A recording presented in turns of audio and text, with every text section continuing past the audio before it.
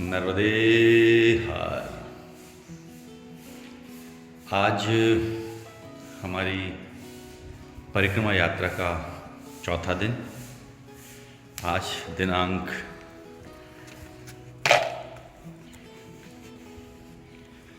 16/11/2025 दिन रविवार। हम आपको उस आश्रम के दर्शन करा रहे हैं जिसमें कल हमने अपना विश्राम किया, रात्रि की भोजन प्रसादी ली और यहीं पर हमारी संध्या वंदन और प्रातः वंदन करके प्रभु राम की और जानकी और लक्ष्मण जी की नैना विराम प्रतिमा, और यहीं पर ही हमने प्रातः 12 ज्योतिर्लिंग की प्रतिस्थापना पर भी जल चढ़ाया। आप भी दर्शन कीजिए, दर्शन लाभ लीजिए। 12 ज्योतिर्लिंग, ये आश्रम का मनमोहक दृश्य। नंदी महाराज, सूर्य महाराज आज काफ़ी ऊपर आ गए हैं। आज हमको केवल होशंगाबाद तक जाना है, 240 किलोमीटर के करीब, चूँकि रास्ता पहचाना है। और पिछली बार भी हम होशंगाबाद में ही रुके थे, तो जगह पता है कि कहाँ रुकना है। इसलिए आज थोड़ा सा मन से ही हमने अपने आप को थोड़ा डिले किया। और हम भी तैयार हैं माँ काली। ये आश्रम एक अद्भुत सा नज़ारा आश्रम का।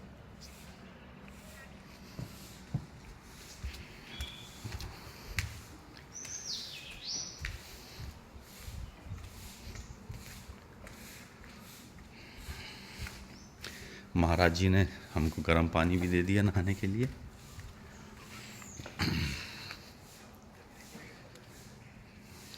कल की यात्रा का विवरण बता देता हूँ मैं आपको, मोटरसाइकिल कार से आने वालों के लिए।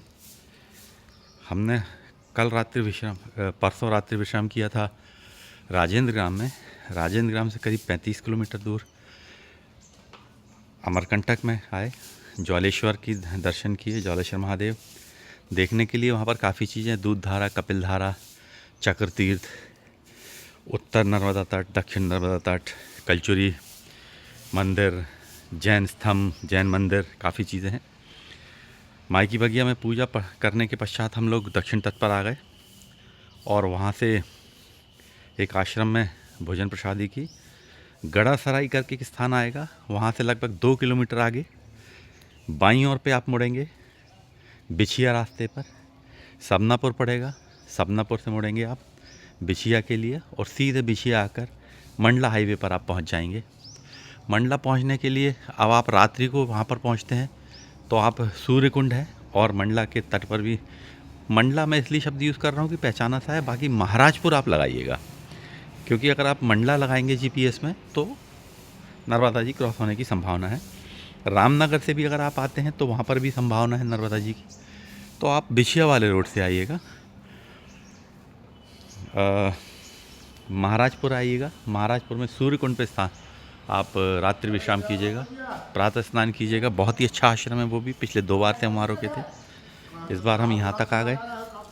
और अब हम आज की यात्रा अपनी आरंभ करते हैं लखनादौन के इस आश्रम से, और हम यहाँ से जाएंगे नरसिंहपुर, करेली, पिपरिया होते हुए हम पहुँचेंगे होशंगाबाद। ये महाराज जी हैं, बहुत ही सरल महाराज जी हैं। आप देखिए स्वयं ही झाड़ू लगा रहे हैं।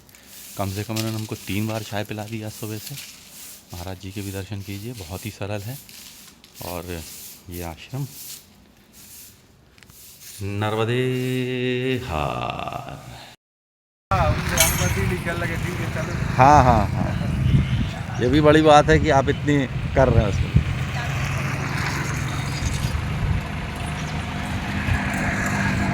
जानकारी महाराज जी बता देंगे आपको।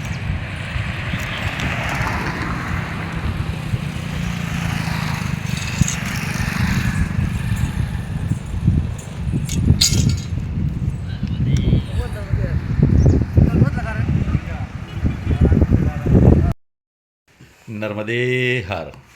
अभी होशंगाबाद से आते समय रास्ता में कहीं पूछ रहा था तो एक भाई साहब मिले इटारसी के पास। और ये भाई साहब जो हैं, मुझे बड़ा आश्चर्य हुआ जब उनके साथ बातचीत हुई।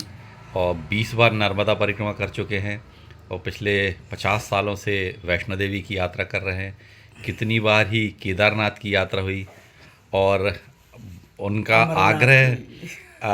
आग्रह था घर तक चलेंगे, तो मैंने ऐसे कोई नियम नहीं बांधे हैं कि मैं नहीं जाता।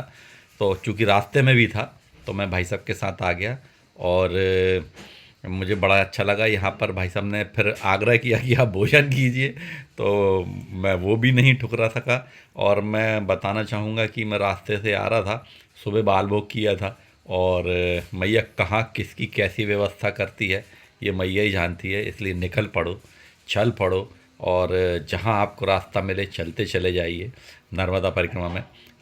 भाई साहब का एक गाना भी हमने शूट किया है। भाई साहब सिंगर भी हैं, तो वो मैं आगे इस वीडियो में आपके लिए डाल दूँगा। और ये भाई साहब का घर का परिवार है। ये माता जी हैं और एक माता जी अंदर गई हैं अभी भोजन लेने के लिए। और बहुत ही सुंदर सुखद अनुभव मेरा रहा है कि कब कहाँ क्या हो कि इसका नर्मदे हार।